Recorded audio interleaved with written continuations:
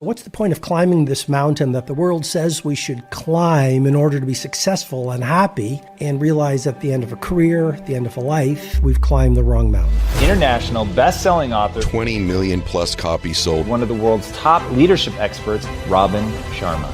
I've mentored a lot of super rich people, and money is all they have. How does one balance ambition without attachment? Hey everyone, I've got some huge news to share with you. In the last 90 days, 79.4% of our audience came from viewers and listeners that are not subscribed to this channel. There's research that shows that if you want to create a habit, make it easy to access. By hitting the subscribe button, you're creating a habit of learning how to be happier, healthier, and more healed. This would also mean the absolute world to me and help us make better, bigger, brighter content for you and the world. Subscribe right now. The #1 health and wellness podcast. Jay Shetty. Jay Shetty. The one, the only Jay Shetty. When we talk about living a rich life, when we talk about living a full life, it's a really interesting conversation because I think all of us have grown up with definitions of what a good life looks like. And obviously in the book, you break down the 8 hidden habits, as you call them, of the areas that matter. But you have so many amazing chapters in it that dive into the depths of it. And the first one that resonated with me was don't be a resentment collector. And when I looked at that chapter, I was thinking about people I know in my life. I was thinking about people I speak to. And I realized that actually it's very easy, because life can be hard, because life can be challenging, to collect our resentments, to place them on a wall almost as art, and to refer to them and talk about them and find validation and value through them. What's a resentment that you've seen people carry around for the longest period of time? Well, so you said a lot of interesting things in there. And the first thing is there has been a cultural hypnosis, Jay, that you are rich when you have a lot of money. You're rich when you have a big stock portfolio. You're rich when you get to the top of the financial mountain. And for 15 plus years, this is something I've experienced mentoring billionaires, sports superstars, CEOs, movement makers. A lot of these people, sadly, are cash rich and their life poor. And so what's the point of climbing this mountain that the world says we should climb in order to be successful and happy, and realize at the end of a career, at the end of a life, we've climbed the wrong mountain? So this book is based around, as you know, the 8 forms of wealth. Now, I want to be really clear. Money is one of the forms of wealth. Money puts food on the family table. It gives us freedom. It allows us to do great things for people in need. Having said that, there are 7 other forms of wealth. The first form of wealth is growth. We were talking about that before we started. To be in hot pursuit of your finest self is a form of wealth. To spend your days doing a little bit of work on yourself so you know more of your gifts and your talents, so you build wisdom, so you build wonder, so you build bravery, is a form of wealth. And so in that first section, there's 25 chapters. One of them is don't be a resentment collector. And I really do think that a lot of us go through life and people hurt us, and rather than process through it and metabolize the hurt and use pain as a purifier, we swallow it and we allow it to build up. And it creates what I call in the book a resentment stack. And it's that old idea, heal what hurt you so you don't go out there and bleed on people who didn't cut you. And so moving through, as entrepreneurs don't really talk about forgiveness, and athletes usually don't, but if we move through the forgiveness and let the people who've hurt us off of our backs, we build intimacy with our creativity, we get to know ourselves, energy rises, wellness rises, and we just become more of the people we're meant to be. I find often, don't you feel this, that humans oscillate between extremes? So often we have a culture that idolizes money, and then we sometimes develop a mindset that demonizes money. We have a culture that may idolize fame, and then we demonize fame. We idolize success, and then we demonize success. And we're not great at finding the neutralized, the purified version, which not only are we deeply seeking, but seems to be the healthiest place to land. And so you spoke about, and I was very happy to see that money is one of the forms of wealth. And you're just expanding that there are 7 others. But I find that often when people hear like, and I think I've been very clear that I've never talked about how money doesn't buy happiness, because I think money is a really powerful energy and powerful resource, which you, of course, talk about in this book as well.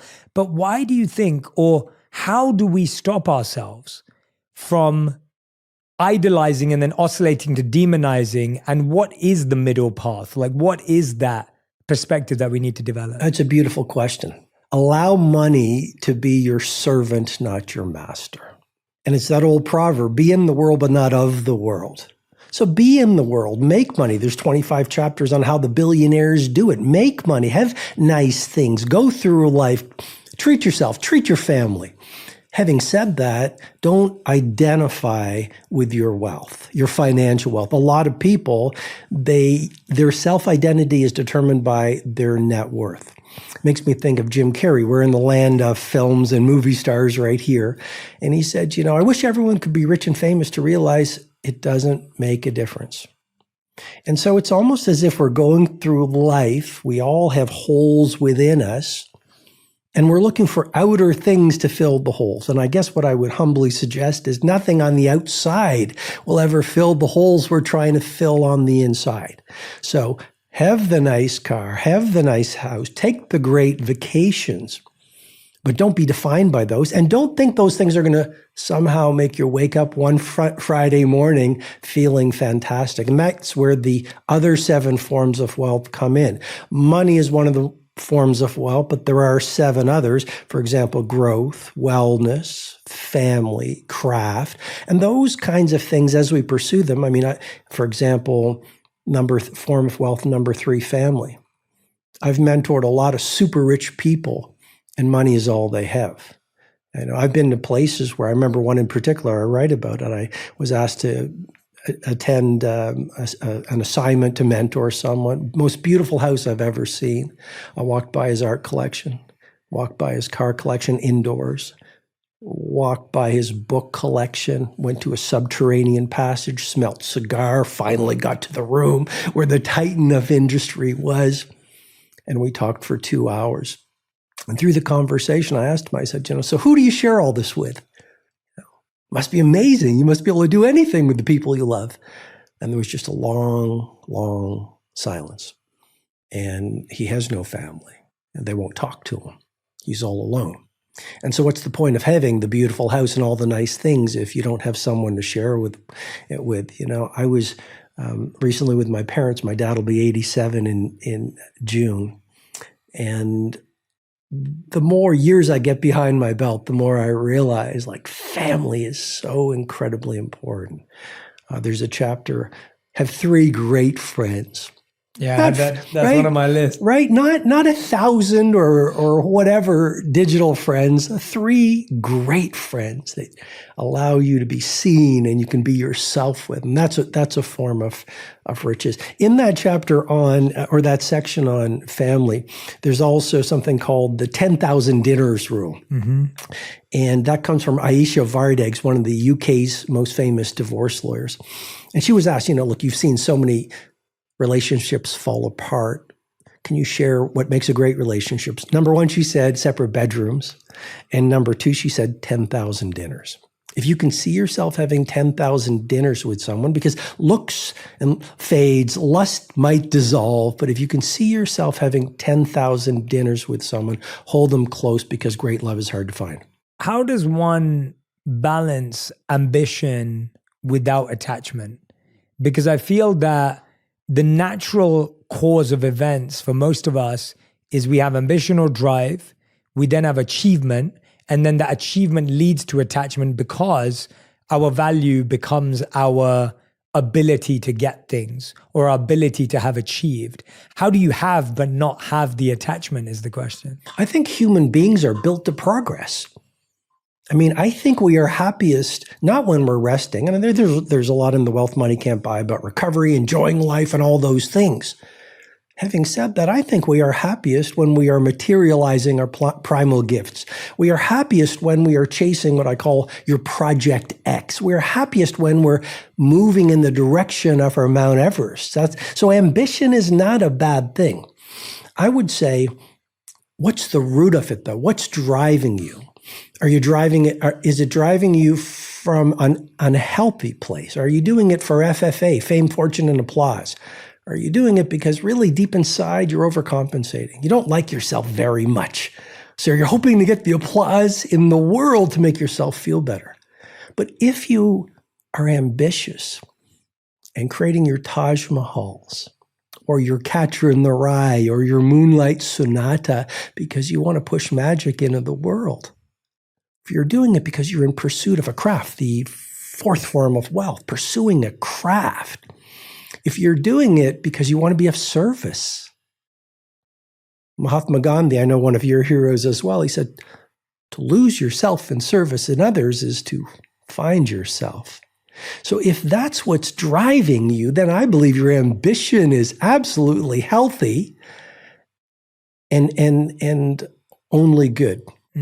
Absolutely. I couldn't agree more. I think, and what's really interesting about that way you process ambition is that it's so internal. Externally, two people could look like they're living the same exact life, but internally they're living a completely different one because one is motivated by attachment and one is motivated by service, right? One is motivated by FFA, as you said, and one is motivated by service. It can only actually ever be known by the individual and those closest to them. And one of the things that I know my audience struggle with, I know that my friends struggle with, I know people in my life, and I read this chapter and I was like, this is the one that I'm going to tell them to listen to and read immediately. You say the best way to start is to start. And I find that everyone I know, or a lot of people I know, I should say, struggle to start because they're so scared of what people will say. They're so scared of what people will think. They're so scared of rejection. They're scared of failure. I spoke to a friend the other day. He said to me, he said, Jay, I struggle with trying new things because since I was young, I kind of followed a path. I went to college. I knew I was going to study this particular thing, so I got that degree. I only applied to 2 jobs and I got both of them because I'd studied the right degree. And so I've never really had a door shut on me before. So now that I want to do something different, it's impossible to think that 9 out of 10 doors may close. So I find that so many people struggle to start, even though we know it's the place to start, because they're so scared of rejection, lack of validation, or failure. So how do we start when that's what's going on in our head? How do you write the book that'll change the world? You go home and you write the first page. How do you get super fit? If you want to get super fit, you go on the first walk. How do you find true love if you are all alone? You talk to that person in the grocery store. As simple as it sounds, if you look at the great monuments, Taj Mahal, 22 years, one of the wonders in the world, it started with the first block. Another wonder of the world, the Great Pyramid of Giza, 2,500 blocks, 50,000 workers, one of the monuments the world looks to. It started with that first stone. So I was in Dubai on a radio show and this wonderful broadcaster asked me, this is all fantastic. And so where do we start? And I think you're right. The very question speaks of some degree of fear because underneath it is really exactly what you're saying. If I stand in my true power, if I live my values, if I chase my ethical ambitions, if I live the life I truly want to live, if I let go of the energy vampires and fill my life with people whose lives I want to be living, if I become all those things, what if I fail? What if I stumble? What if I get laughed at? And that's where I think it's really important to remember the shortness of life. And that's why people, when they talk about mortality, they almost apologize. Sorry to talk about the shortness of life, but I think talking about the shortness of our lives is inspirational. Because when we remember how quick a human life goes by, no matter how long we get to live, and when we maybe every day in our meditations or in our journaling and our private conversations, we remind ourselves, soon or late, we will be nothing more than a pile of dust on a mantle above a fireplace next to Little League trophies. Number one, we don't take ourselves too seriously. And number two, we live to the point.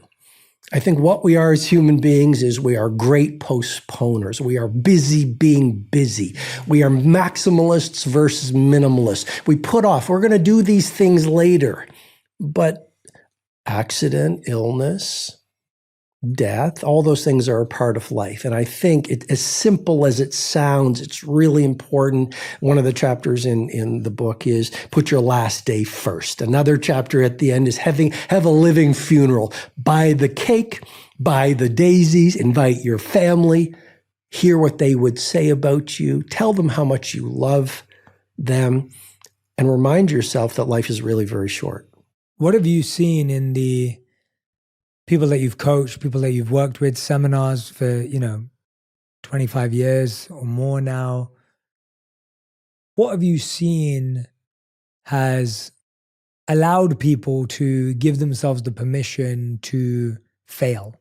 Like, where have you seen people become comfortable with discomfort and failure? What has been that habit or that practice that has made them go, this is okay, this is normal? Wow. I would say, first of all, MVP. As you know, in athletics, MVP is most valuable player. And that's an acronym I use for meditation, visualization, and prayer. So, I wrote the 5 a.m. Club, and for years, I get up at 5 and I do the victory hour. But these days I get up at 4, and it's really beautiful for me. I live in this old farmhouse in Tuscany, and I hear the roosters off in the distance, and I hear these dogs barking, and I just lay there in bed and I meditate and I visualize and I pray. And it really works. Now, it doesn't transform your life in a day. What does? But small, daily, seemingly insignificant improvements when done consistently over time. And that practice of meditating on becoming less fearful, visualizing yourself as the person you want to be, maybe in a scenario, maybe it's in a business, maybe it's in a presentation, maybe it's asking someone out, maybe it's running a marathon or just getting to the gym, seeing yourself with your eyes closed while the world is asleep and just feeling at a cellular level and the colors. Visualization is incredibly powerful. And then prayer. It's so easy to forget this time-honored truth. Every prayer is heard. And if you don't believe in God or you don't believe in spirit, then I'm sure you believe in your subconscious. And so prayer, MVP, is a very powerful tool. Second tool, I call it the pre-performance paragraph. So what you write about deepens commitment. What you write about sets a default about how you're going to be. So writing a paragraph is part of your morning routine in your journal about who you want to be in that day. Brave, strong, resilient, positive. Writing it out in detail, just a paragraph is a very, very powerful tool. And then the third thing, I could continue, but the third thing is you become your conversations. The sixth form of wealth, and the wealth money can't buy, and its form of wealth is your community. You become your social circle. It's like, I don't know if you like good wine, but great wine comes down to a great terroir. The terroir is the surrounding, the ecosystem, the wind, the soil, the sun, etc. Well, as human beings, we become our terroir. And if we are around toxic people, if we are around people playing victim, if we are around people who stand for low standards, we are around people who minimize the power of personal growth. We are around people who are takers. We will become the people we surround ourselves with. And we could get into the science of mirror neurons, which cause us to mimic our social circle. We could talk about emotional contagion, which is the scientific phenomenon of us adopting the dominant emotions of the people we are around. So those would be three things. The third thing is really clean out your social circle, get rid of the toxic people. I think you can change the world or be around negative people. You can't do both. Yeah, the last one's such a, we know it to be an age-old truth, yet we struggle with it so much. And I always wonder, why that is. And before I ask you that, I wanted to share. Yeah, I found that whenever I'm complaining about someone in my circle, I am in that process becoming more like them. Like I remember years ago, I was complaining about someone because they always were complaining. And I found myself becoming the biggest complainer I knew because I was complaining about this individual.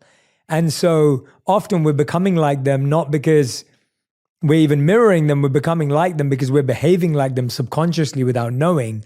Why do we find it so hard? We've heard that a million times. Why do we find it so hard to change our circle and to transform the terroir around us? Like, why do we struggle so badly, even though we know that we are the average of the people we spend time with? Why is it that we're still stuck in the same circles? Often it's because we love them. Mm. And I would say reason, season, lifetime. Some people come into our lives for a reason. There's that old idea, which is some people come back into your life to see if we're still stupid.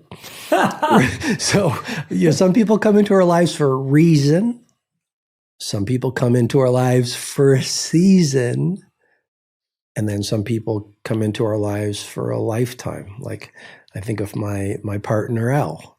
She's just that person who gets me, that person who, I could have 20,000 dinners with. So I think we struggle because sometimes these energy vampires, Jay, are our parents or our sisters or our best friends. And so we say, well, I love them. That's been my friend for 10 years or 5 years. But I would say, if you're growing and you're reading and you're doing all these modalities and you want to live your richest life and you want to materialize your gifts and talents and live at your best, and someone isn't growing and they're always questioning you, or you say, here's a new idea, project, and they're just going, that would never work. Here are the reasons, etc. Then you really have to ask yourself if that person is good for you and healthy for you. And I would say if you love them, maybe it's a parent. Then love them from afar, or practice selective association and see them once a month versus texting with them or chatting with them on the phone every day. I'd say the second reason why we keep people who are not good for us or who are bringing us down in our life is the human being doesn't like to change. We just don't like to change. And so it's so much, I would put it to you this way. I would say the discomfort of growth is always less dangerous than the illusion of security. Mm. And so I would say, yes, it's difficult to let people go. And yet that is always less dangerous than saying, I'm going to allow these people to stay in my life if they're just bringing me down. It's such an interesting thing because I often find also that as we're growing in our personal growth, self-development journeys, we're often becoming less compassionate in the beginning. Like there's a immature arrogance that develops of I'm moving faster than these people, I'm better than these people, I'm the one doing the self-work and they're not doing it. And even that mindset in itself is a sign that we've got a lot more work to do, because if we're working so deeply on ourselves, our compassion should more likely expand. And hopefully we'd have the ability to set better barriers and boundaries with those individuals and develop the idea that we can have a group of people that we grow around, and then you have a group of people that you have to give to often, right? Like I think that's what our life is made up of. Like life isn't just, we're not just surrounded by people that help us grow, because we're obviously taking from them as well.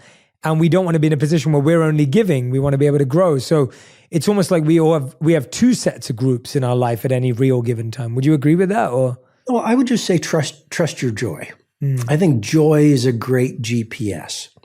And so, yeah, I'm not in any way suggesting be around people only who fuel you and who help you become you at your best. Yeah. I'm simply saying it's about what's healthy. It's about your joy. It's about being around people who you vibe with, who understand you, who have similar values, who support you and who encourage you. Mm-hmm. So I think your community is definitely an absolutely key form of wealth. The fifth form of wealth is the fourth, is your craft. And I think, it's very easy to fall into the trap of thinking a job is a job and not realizing that our work offers us an opportunity to get to know who we truly are. You know, there's a chapter in there about do your project X, you know, which is build your, and I think the world right now needs more magic in the world.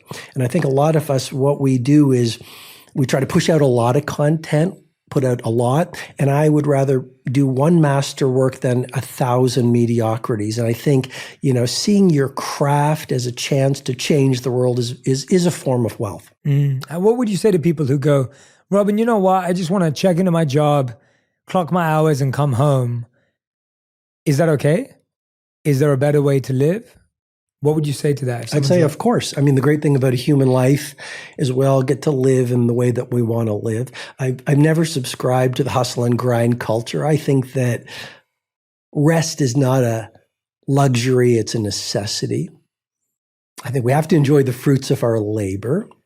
Having said that, I think almost in the world right now, hard work has a bad reputation. Mm-hmm. And I just think that, you know, seeing your work as noble, seeing your work as a chance to pursue mastery, seeing your work as a chance to serve and delight and astonish is a great form. It's a great form of happiness. If someone wants to say, I just want to finish at 5 and go home, that's absolutely fantastic. I would humbly suggest, though, they might be missing one of the greatest sources of joy and well-being and inner peace.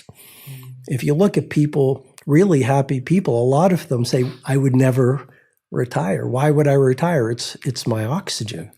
And for me, I've got a great family life and I think I have a good lifestyle. And yet what I do, this is year 31 in the field of leadership and personal development, and the opportunity to calibrate the craft. I spent 1 year of my life on this book. I did 20 different manuscripts, probably 10,000 little optimizations every version. And I really suffered on this book. And yet, you know, it was suffering. It was hard. I felt like giving up. I could have mailed it in. The publisher would have said, absolutely fine. But there's a whole series of values here. Like my family name is on that cover. I'm only as good as my last book. I think, you know, pushing yourself to the jagged edges of your potential is how you grow. And you know this, but I really feel I have a sacred trust relationship with my readers. Mm-hmm. And you set an intention before we started. I set an intention here too, which is, you know, to celebrate you for all the good that you do in the world, and to have this studio full of light. And also, I just did a little visualization and prayer before I came over here for all the people around, the millions and millions of people who listen to your show. And, you know, as you know, these are real human beings with hopes and dreams and fears and insecurities. And I thought about as many of them as I possibly could. Some are at the top of the mountain. Some people are struggling. Some people are in bad relationships. Some people are in the relationship of their lifetime. Some people are starting a new tech company. Some people are multi-billionaires. Some people are entertainers. Some people are athletes. What am I offering? I'm simply saying, I think through our work, we have a chance to change lives. I was in London recently and I got into this taxi, on London black cab. And the gentleman outside it was almost like he was on guard doing noble work. Jay, his car was shining. His tires were polished. I walked inside.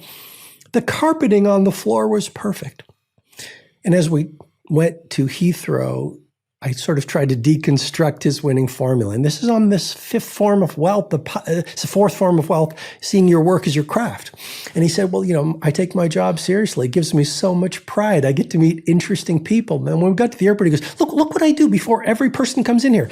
And he had this shampooer and he goes, look, and he turned it on and he started shampooing the carpet. And then he had like the Windex, and I'm just saying, you know, whether someone is a CEO or a billionaire or a famous tycoon or a pizza maker or a yoga teacher or an astronaut, work has incredible incredible potential to help us build intimacy with our mastery, but also give us incredible fulfillment. So it's a form of wealth. You know what? I love hearing that because I had personal experience of it as well just last week. So last week was one of my best friend's birthday. He was in town. And so I took him and a friend to Disneyland, which is not a couple of hours away, for his birthday. And it was amazing. We were fortunate enough to, have a private guide, like a tour guide. Her name was Lexi. And I have not met someone this, just for a long time, I'd not met someone who was like that passionate, knowledgeable, smart, charismatic about their work. She knew every detail of history of the Walt Disney Park, right? She knew everything. She knew where Walt Disney had spent time. She knew what year that ride was built. She knew the little Easter eggs and the hidden stories about every single ride. It was just spectacular to be around her and to learn from her. And when you're talking about mastering your craft, I was so amazed at how, 26 years old, fully mastered the craft of hospitality, tour guide, entertainment, knowledge, smarts. And I said to her at the end of the day, because we were just so happy with the experience, I said, you're going to run that park one day. You have that energy, you're going to run that park one day. And she said, she said to me afterwards, she was like, it's experiences like this that give me joy for what I do. And I was just thinking how special it was to experience that. I love what I do, but to feel that from someone, it was amazing. So shout out to Lexi if you're listening. But it was such a beautiful experience. And I think that what's happened, I feel, Robin, I know you work in leadership, you worked with so many organizations all across the world. I think for so long, because culture perpetuates and cascades down, because you've seen the person above you not love what they do and not master their craft, but do the job, you then do the job and don't master your craft. And then the person who's coming up beneath you sees the same thing. And then we repeat that culture because we see it being rewarded. We don't see what you just said. You just gave this beautiful example of, it took you a while to write this book. You suffered to write this book. It was hard work to put it together. And you said, I'd rather create a mastery than lots of mediocrities. But we see mediocrity being celebrated and rewarded. And masterpieces generally are hard to find these days, right? Because of the amount of consumption and the amount of creation. And so it almost feels that we have to be able to break generational cycles or break the generational curses or break multi-generational culture. How do we get the courage to do that when we see everyone doing the opposite around us? Well, I think there's a few things that come to mind. And the first thing is, I love going to art galleries. Me too. And I am absolutely inspired. I don't know if all your viewers can see it, but that almost looks like a Basquiat behind me, So I'm an aesthete. That's a French word, as you know, for a lover of beauty. And this is not expensive beauty necessarily. I love the beautiful flower. I love going to art galleries and seeing the work of the masters. And here in LA the other day, I went to a whole bunch of galleries and I was around Cy Twombly. Yes. Oh, I love Cy Twombly. I was around Forg, and I just love these amazing, whether it's I went to Basquiat. I don't know if you've seen the Basquiat in Gagosian. I need to go. Please go. And what I'm offering is don't do beautiful work for the applause. The applause will come as a byproduct. Do your most beautiful work hard on it, calibrate it, make it magic. See your work as part of a magic shop for what it introduces you to within yourself. And even if no one sees it, I think about Vincent van Gogh, one of the greatest artists of all time. He sold 2 paintings. So he didn't do it for the money. He didn't do it for the fame, fortune, and adoration. He did it because he had to do it. And he did it because he was an explorer. He was a magician. It did something inside him that made him feel very good. I think about J.D. Salinger. One of my favorite books is Catcher in the Rye. Jay, he only wrote one book. And then he checked out into a subterranean passage in New Hampshire, and he probably wrote, I think it was 30 other books, but he never published one of them.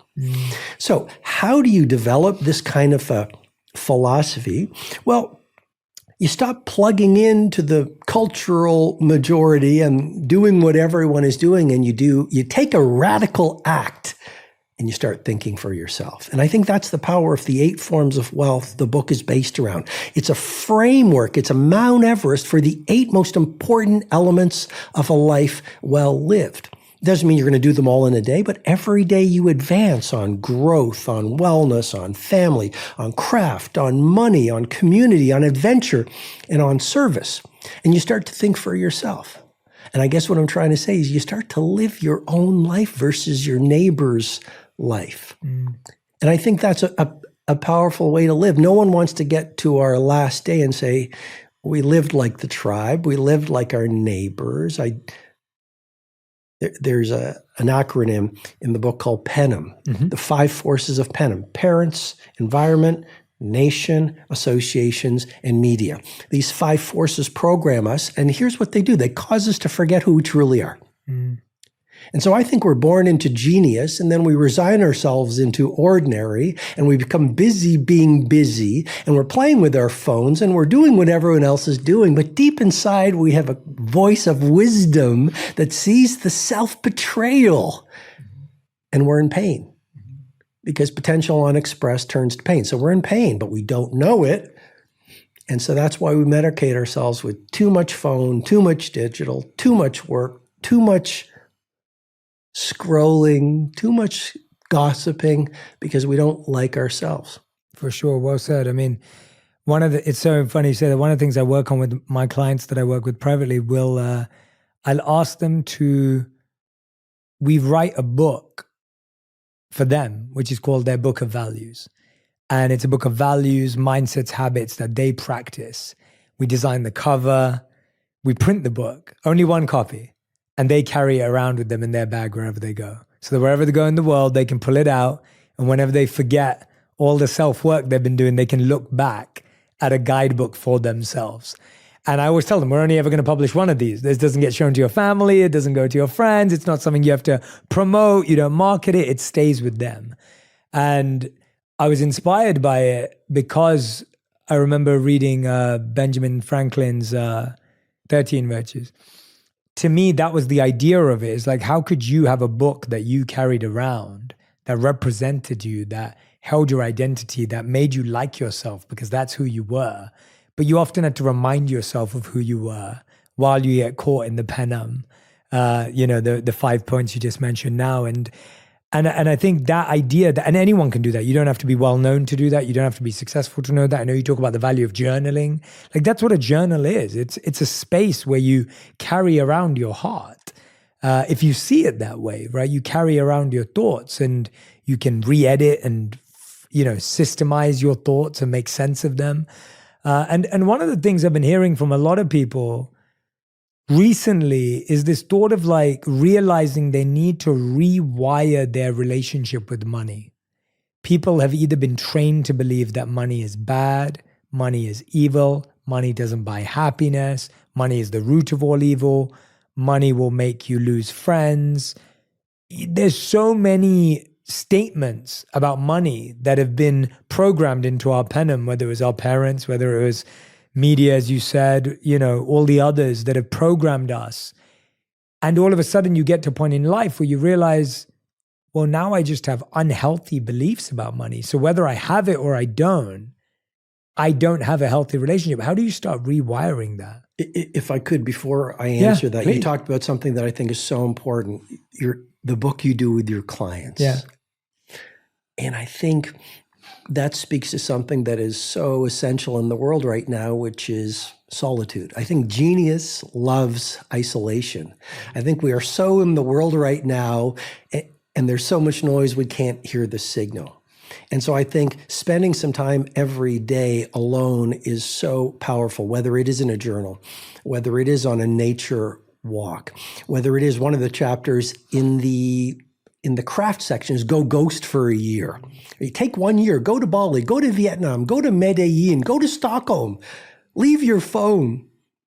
Take the classics, read them, study them, learn MVP, meditation, visualization, and prayer. Take long walks and get lost. Talk to strangers. Find yourself, and after that year or 6 months or 3 months, come back to the world, reconnected with who you truly are. So I think being alone and going ghost is important. So you talk about how do we rewire our relationship with money? I think the DNA of transformation is awareness.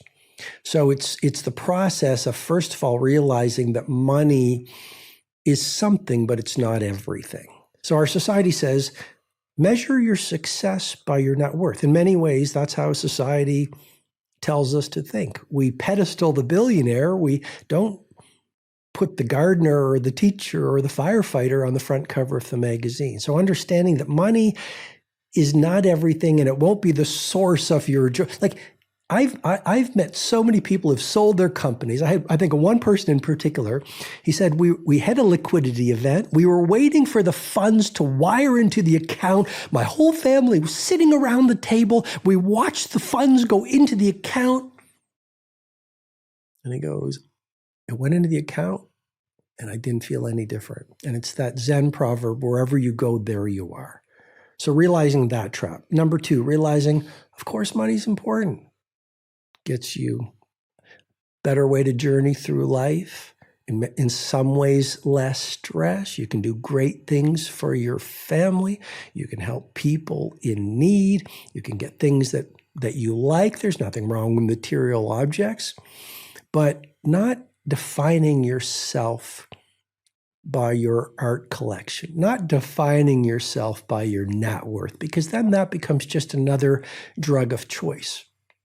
So it's what I was saying earlier, which is making money. Prosperity is a wonderful thing. I mean, if you look at the universe, there's no scarcity. There's flowers everywhere, and there's clouds, and there's so much. The universe is abundant. So there's nothing wrong with abundant forms of money. I don't think we need to make it bad at all. But not using it and having it as our God, to the point where actually we become so busy chasing money, we forget about the other 7 forms of wealth. We forget about our family. We forget about our wellness. What's the point? There's one wisdom tradition. They say, when we are young, we would sacrifice our health for wealth.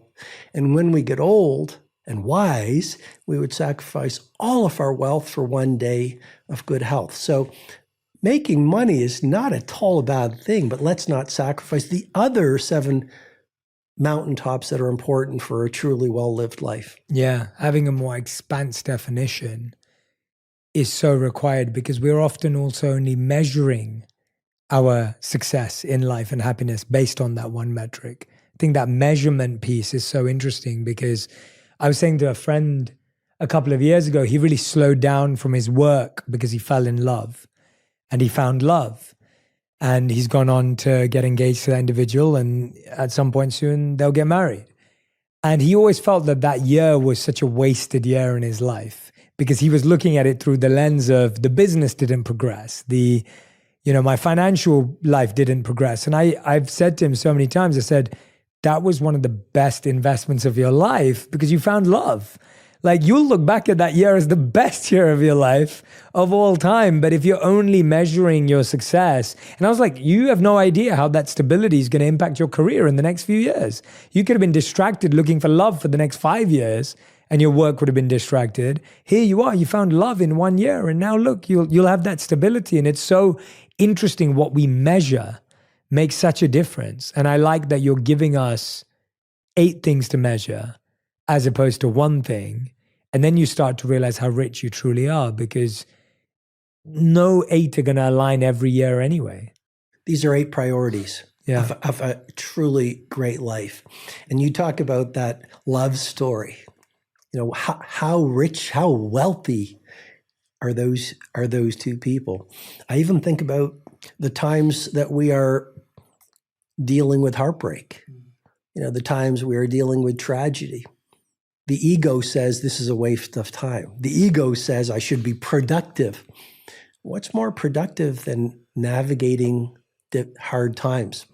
and using the painful moments to introduce us to our strengths, using the difficulty to make us wiser, to teach us forgiveness, to help us learn the great human virtues of patience and understanding. So I think it's our ego that tells us, oh, we're wasting time if we're building love. We're wasting time if we're healing. We're wasting time if we're going through a hard season on our journey. But it's all grist for the mill. I think the person who experiences the most wins. And work is important, but let's not confuse productivity with busy. And let's not confuse movement with progress. And I think a great human life has many different seasons and many different elements. And maybe there's a time for each of them. Absolutely. You talk about knowing your scarcity scars. This one really resonated with me because I think we don't realize what a scarcity mindset we've built up over time in all of these areas. I don't deserve love. I manifest bad health. I must be going to get sick. I'm going to ruin this and throw it all away. Like, these are repetitive thoughts in people's minds. In scarcity in each of these areas that you break down as the 8 priorities, somewhere deep inside of ourselves, we believe we don't deserve career success, love success, wellness success. Craft, I can never be good enough to do that. That's for special people. That's for the Kobe Bryant, Michael Jordan. That's not for me. Like, those people mastered their craft. So these scarcity scars that exist, how do you even develop the idea that your scarcity scar doesn't have to be your reality forever? So there's an idea that I share called recruit a dead board of directors. And recruiting a dead board of directors is about the power of mentors. And all it takes is one conversation with an interesting person to revolutionize the way we see the world. And we talked about the Penham programming, the 5 forces. In so many ways, we adopt when we're little kids, we have these social cues and we watch and listen to how our parents see the world. Yeah. I mean, that's what parents do. They teach us how the world works. And for a lot of parents, they teach us scarcity. Money doesn't grow on trees. I had one client, his father repeated over and over and over again, all rich people are liars, cheats, and thieves. How many times do parents say, that's a great idea. You want to be in the NBA, or you want to be a painter, you want to be a best-selling author, you want to be a billionaire, be reasonable. Makes me think of George Bernard Shaw. He said, the reasonable man adapts himself to the world. The unreasonable one persists in adapting the world to himself. Therefore, all progress depends on the unreasonable man. So what is recruiting a dead board of directors all about? Well, it's like, if you can't have a mentor who's a possibilitarian and who mentors you and teaches you how to do it, then find some dead people through their books that influence you. And so how do we heal these scars? Well, we realize that genius is less about genetics and it's more about your daily habits. If you look at the people we put on pedestals, the Hedy Lamars, the great actors, the great athletes, Aristotle Onassis, Nelson Mandela, one of my greatest heroes in my life. And you read their biographies, these people are all cut from the same cloth as we are. The story of human greatness is all about people from ordinary circumstances wiring in new habits, taking risks, getting knocked down so much and being resilient. So I think having a dead board, I even think of Kobe, you mentioned Kobe. So he actually said, I got in the NBA and I thought everyone would want to be best in the world and want to be iconic. And he said, I realized a lot of people got in the NBA and that was their badge of honor. They were good and they just started partying and they might do one workout every day. And he said, I realized that if I got up at 3:00 every morning, practiced from 4 to 6, went home, had breakfast, etc., went back, did another workout, 11 o'clock to noon, went home, had some lunch, recovered, rested. did another workout, went home, had dinner, and did a fourth workout. To use his words, after a period of 4 or 5 years, I would develop an advantage so great that no one would ever catch up. So all I'm saying is people whose lives we want to be living, they're not cut from some magical cloth, scarcity scars, like the richest people. I mentioned Aristotle Onassis. He started with $250, but they're just doing a series of practices and they're adopting different ways of seeing the world, and they're not playing victim and giving away their power to external things. And steadily through time, they build the lives that we now admire. Well said.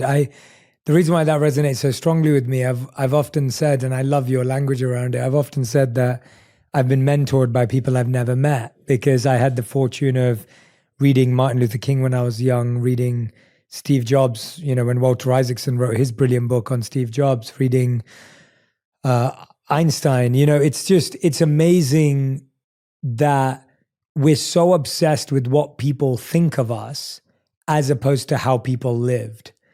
And we think a mentor is about who can give me direct advice. And we're so interested in advice as opposed to you can actually study the action that dead board of directors did in that scenario. How did they deal with stress? How did they deal with pressure? How did they deal with failure? How did they deal with success? Like, what did they do? Like, it's so great to have a dead board of directors. I love that language because you can actually study the actions, not just the advice. And we often get so lost in advice that we miss out on realizing it's behavior change, it's action, it's habit change, as you're saying, that really makes the shifts in our life.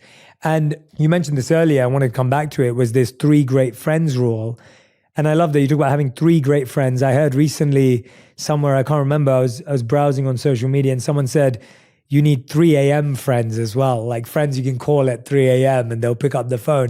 How do you know? What is the quality of a great long-term friend? What is a great friend? I'm not sure we even know anymore. A great friend is someone you can be yourself with and they still love you. A great friend is, I had a line in the book, you're in a foreign country and 3 a.m. they hop on a plane and they come get you. A great friend is someone who you can laugh with. Great friend is someone who you're going through your most difficult times and they'll listen to you for hours. A great friend is, someone who accepts you, someone who helps you be seen. A great friend is someone who, when you're with them, you feel joyful versus depleted. So I think it's really important, in this world where we are maximalists, we want to be all things to all people. We want to have so many different friends. Focus on 3 great friends. We want to read 100 books, master 3 books. Maybe it's Isaacson's autobiography on Jobs, like you mentioned. Maybe it's The Prophet by Khalil Gibran. Maybe it's The Giving Tree by Shel Silverstein. Maybe it's Meditations of Marcus Aurelius, one of my favorite books of all time. But I think just being a minimalist is so powerful. Build your life around a few things, even in work. I mentioned it. Rather than pushing out 1,000 pieces of mediocrity, do one thing incredibly well. Even if it takes 5 years, 10 years. There's a chapter called Make Your Project X in the Wealth Money Campaign. And the example is the Duomo in Milan. How long they spent on it. In this world where we want to do something in an hour and they get the rewards, or maybe a week, maybe a month. It took 600 years to create the Duomo. These are values of an unspoken age. 600 years of calibrating, refining, optimizing to create the Duomo. And so that's what a Project X is. Rather than doing lots of things, you do one thing. Maybe it's one work of art. Michelangelo took 4 years of working on the chapel of the Sistine ceiling, but he got the job done. So minimalism is very, very powerful. And one of the things you said there, this idea of we're almost trying to be so many things to so many people that it's hard to find the right friends. One of the things you talk about is do not be a doormat. And I find that becomes that people-pleasing mentality, that ability to, I can mold and I can be whatever you want me to be and I can be lots of things. And we feel validated that way. But in the end, we're just becoming a doormat. Everyone crosses over a doormat and a doormat welcomes everyone in the same way. So when I read that, I was like, how do we be kind but not be a doormat? How do we be service-oriented but not be a doormat? How do we balance that art of being welcoming but not being a doormat? Well, for many years, like you, Jay, I've talked about the power of just being kind. And it sounds so simple, but being kind. Staying in a hotel, remembering there's someone going to clean my room after I leave the room. So put the towels in the bathtub, straighten out the bed, leave the room service tray clean. Little acts of kindness not only are a gift you give to someone else, it's a gift you give to yourself. You respect yourself more. So then people sometimes say to me, well, if I'm kind, people will take advantage of me. And I would say, people will only take advantage of you if you allow people to take advantage of you. Let's not confuse kindness with weakness. There is a time to always be kind, but that doesn't mean you let people walk over you. And that makes me think of another idea that I write about, which is the importance of, in this world right now, it's so easy to live the same year 80 times and call it a life. And there's one chapter called Be a Perfect Moment Creator. And the story I tell in there is of Eugene O'Kelly, excuse me. And Eugene O'Kelly used to be the former CEO of KPMG, the accounting behemoth. And one day he walked into his doctor's office to get the results of a routine medical, and the doctor came out with an expression you never want to see on the face of your doctor when you go to get your results. And he was told he had 90 days left to live. He had an inoperable brain tumor. So confronted with his mortality, he realized for the first time he had never, in all his years as a corporate titan, he had never taken his wife to lunch. He had missed so many Christmas concerts of his daughter. He had never spent time with his friends walking through Central Park and having conversations. And so he decided to re-engineer his last 90 days. And he said, I wanted to become a perfect moment creator. And he spent those last 90 days. He actually died roughly 90 days after the report from his doctor. But I think that's so powerful. When you're with your family, when you're with your work, when you're with yourself, each and every day, find some way to create a perfect moment. Maybe it's giving a gift to someone through a compliment. Maybe it's taking some time to do something that fills you with joy. But being a perfect moment creator, I think, is a form of wealth money can't buy. For sure. Robin, I have one last question for you, which I think is such a interesting challenge for so many people right now. Your rule is see another's winning as your victory. And I think we live in a world right now where seeing other people winning we take it as a reflection of our losing, right? We see others winning as a reflection of us being inadequate. We see someone winning as a feeling of we're behind. We see someone else winning as a feeling of there's not enough space. It's too consumed. There's too many podcasts in the world. There's too many books in the world. There's too many Instagram reels in the world. Like, how can I do anything? Like, if that person's winning, then they've taken my spot. We live in a world believing that there's a finite number of seats in the theater of happiness and in the theater of dreams, and that there isn't a seat with our name on it, rather than seeing another's victory as our own. How do we train ourselves to do that? Well, this is such an absolutely important point. And you're right, a lot of us look on one of the social media feeds and we see someone, and as we all know, a lot of that isn't real. So that's the first thing. We don't know the truth of how someone's really living. The second thing I would say is you do want to train yourself to see someone's victory as an example of possibility. And you want to train yourself. And how do you do it? MVP, meditation, visualization, and prayer. Prayer is very powerful. Or when you're writing, write about your insecurities. Write about how you're feeling when you see someone else winning. metabolize the feelings of inferiority by noticing them, by journaling about them, simply by sitting with them, processing through. That's how you move through, as you know so well. How do you move through a feeling of insecurity, not enoughness? You acknowledge it. And you don't give away your power. You don't make excuses. You don't throw rocks at those people.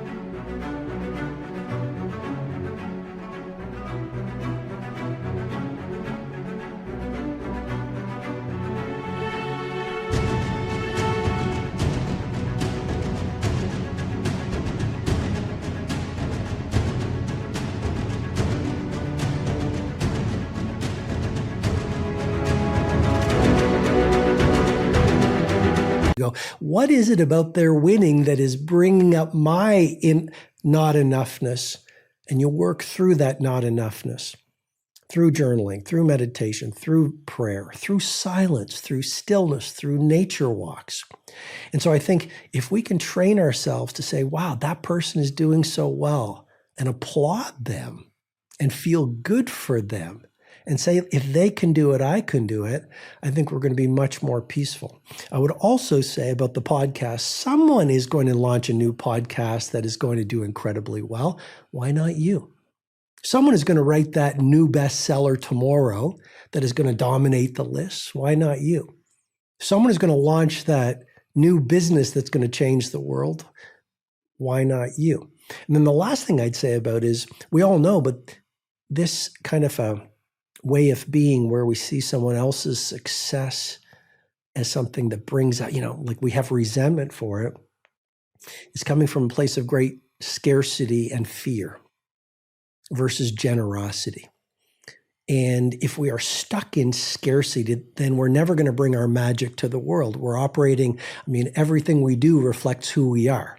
And if we're in scarcity and it's about jealousy. And if we're feeling jealous at someone else's victory, then it has nothing to do with them. We need to work through our feelings of jealousy until we get to our next level of consciousness and evolution. I think it's a great opportunity to see what other people's success bring up for us. Robin Sharma, everyone, the book is called The Wealth Money Can't Buy, The 8 Hidden Habits to Live Your Richest Life. Robin, I'm so grateful for your time, your energy, for pouring into this book, for us picking some of my favorites today. But like I said, there is so much in this book to unpack. Please tag me and Robin on Instagram, on X, on TikTok, on any platform you use on social media with your greatest insights, the chapters that are speaking to you. Take pictures of the book and post them and tag us so that we can see which moments inside this book are resonating with you strongly and which ones you're trying to apply. And as Robin beautifully said, it's not about reading 100 books this year, about 3 that you can master. If we can learn to master The Wealth Money Can't Buy, it will hold such a deep and profound impact in our life that we'll value 30 years from now, 50 years from now. Robin, thank you so much again for your time, your energy, your presence. Always grateful to be with you. And I'm so grateful that you put this book together. Thank you so much for your time, Jay. Keep changing the world, and really a joy to see you again. If you love this episode, you'll really enjoy my episode with Selena Gomez on befriending your inner critic and how to speak to yourself with more compassion. My fears are only going to continue to show me what I'm capable of. The more that I face my fears, the more that I feel I'm gaining strength, I'm gaining wisdom, and I just want to keep doing that.